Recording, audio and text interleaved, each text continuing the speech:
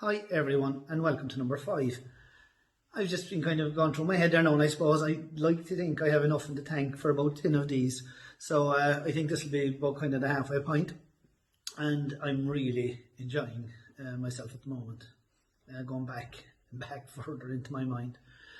I have something I wanted to share with you about computers. I want to talk a little bit about computers today, but in order to join the dots and to kind of weave the whole story, I just need to go back all the way back into the 1980s. I left school after third year in secondary school after doing what was known as the Intercert then, which was in 1986. But a little while before that, I was out here in the school in Schull Community College. I suppose that would have been my first real encounter with computers. Prior to that, a friend of mine had a thing called a Commodore 16, and we used to play a few games on that, but it was never really that was just kind of for fun. But I remember I was in third year, and I remember one day being brought down into, they had got computers in the school. These were the first computers to land over to the college here. And there was two of us taken from third year and two of us taken from second year. And we were taken down into a room. There was 4 computers there. And I remember the monitors were black, like these big black televisions, obviously, and there was a keyboard. And there was obviously other boxes somewhere else, but I can't remember them. But, of course, we'd heard so much about computers, we were the excitement of the whole thing. And we thought we were going to go down and take over the world with these things. And I remember going in, and this is just like a point just to show people how far things have come. And there'll be a lot of younger people looking at this and they think I'm lying, but this is the absolute truth. We went in and we sat down, and I remember there was obviously a teacher showing us, and you had the screen in front of you, the keyboard, and there was this big book full of, it looked like almost Chinese writing to us. And what we had to do was, we were told like we were going in putting a program into the computer, so we had to start typing.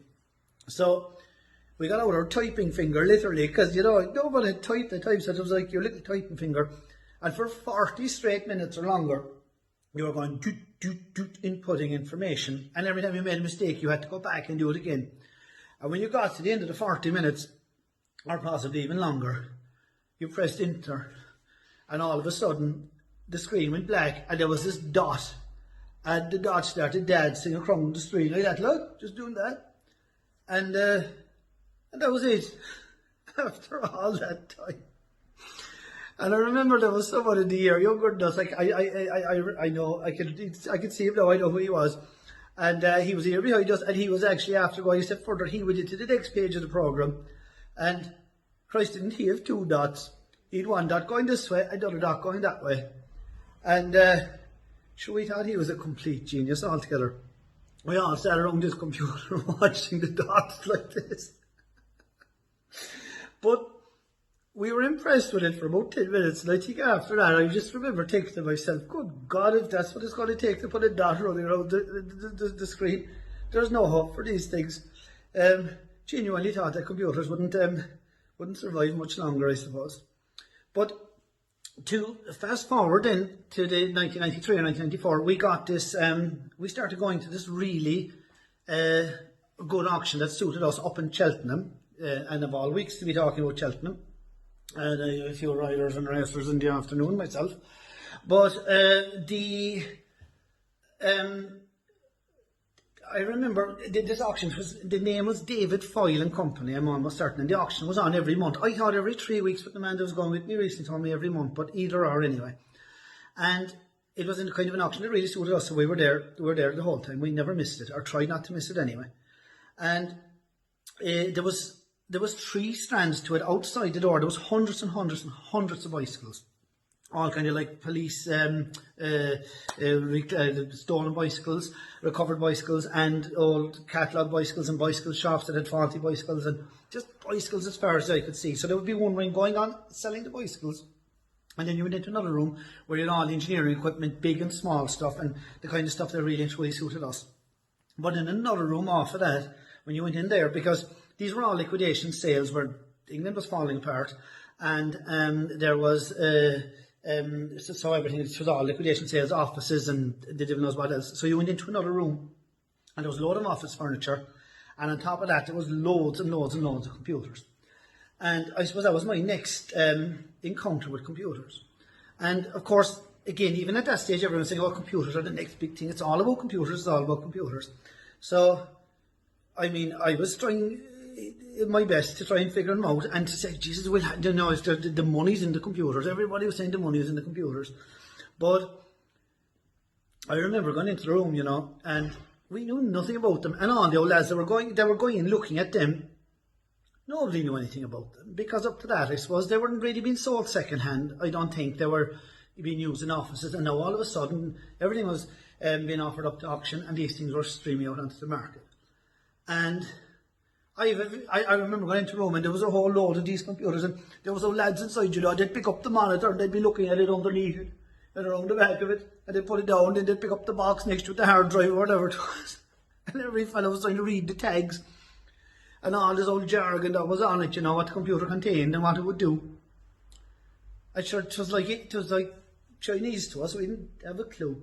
So I put them back down again, you know, and that was the head scratching and one fellow guessing and another fellow arguing with him. And we came home and I had a friend who was a young fellow. He was about 17 or 18. He had his leaving certificate done and wasn't he gone off to Cork, or no, it was actually Tralee, I think, or somewhere, studying computers.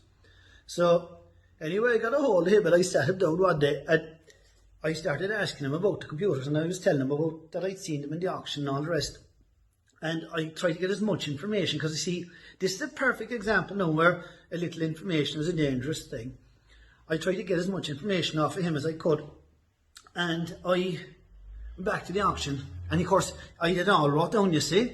And he was explaining to me about things like RAM. And I don't know, are they gigabytes or megabytes or whatever the case would be. And all these old foreign things, you see. And we went back over. And, of course, we did the next day anyway. And I was full up of confidence.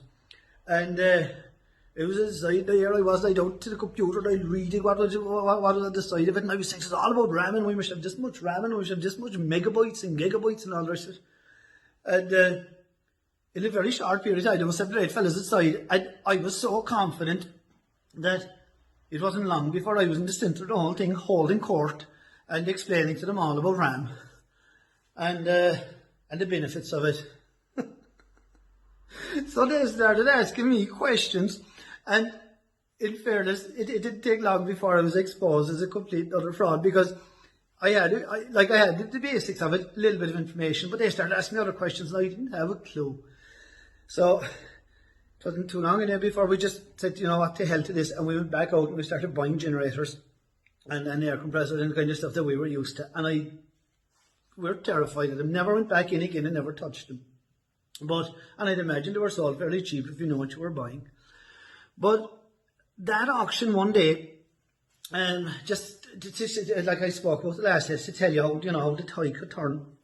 I was bidding on a generator, a big generator inside there one day, and you see, we had a huge advantage because we'll call it the British dealers and stuff, because if they had to buy something, they had to buy it really, really cheap, because they didn't have the expense of obviously travelling across the Irish Sea and going over there, but they didn't have the market. So if they bought something, they had to buy it really, really cheap, because if they were going to sell it on, there was nobody buying over there, so they had to sell cheap again.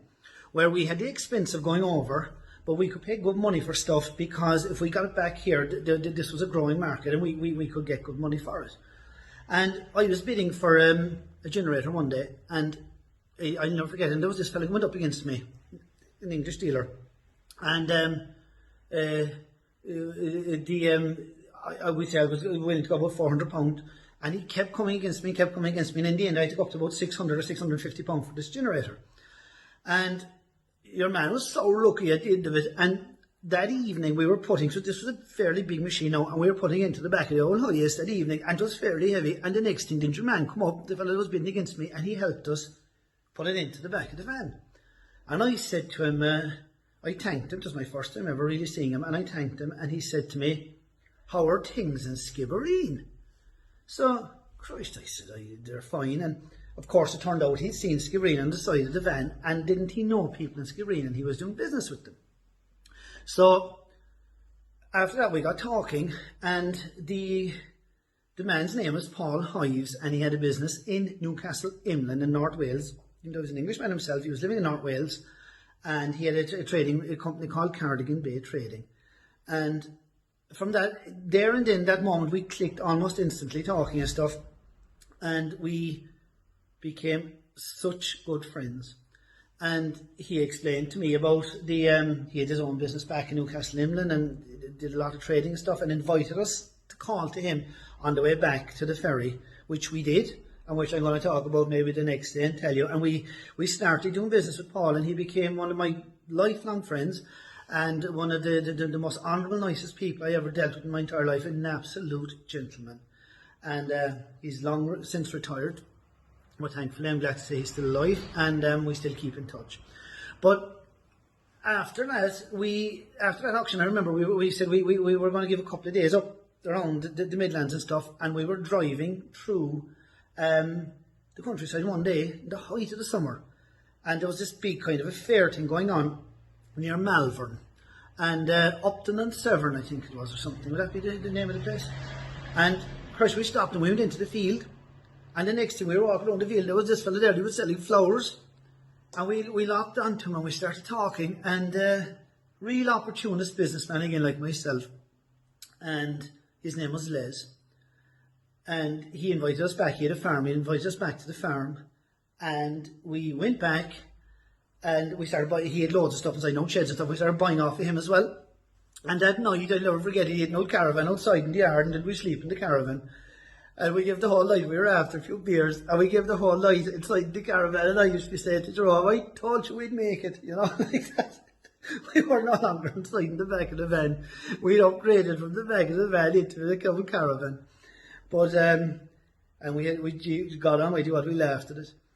But that's kind of the story about how the tide is starting to turn by meeting those two guys. And, you know, the next time now, I'm going to just talk a bit more about them and stuff, and how we did business with them and how we started to make money. Because every time we went back, we went back to Paul and Les again after that, and they kind of they really helped us and helped us in ways that they needn't have bothered, and they were two absolute gentlemen. But that's my story for today. The old computers. You know what absolutely shocks me is when I think of that story there now, and that's so true about the dot going across the screen, you know. And so we thought we were geniuses. And I see my own kids there now, you know, at Christmas time getting this thing, and they take it out of the box and they talk to it and just turning on the television and turning up the sound and playing different things. And, you know, how things have come and how far stuff has come. Even me now standing here talking, looking into the phone and telling old yarns and stories. But, you know, it's nice to have lived through that and to have seen that, and that they were definitely exciting and funny in numerous times. Thanks again for listening, and I hope I'm not beginning to bore you or make you wonder what the hell you're doing listening to me. And I have a few more stories that I'd like to be spinning as we go along, and hopefully we'll talk again.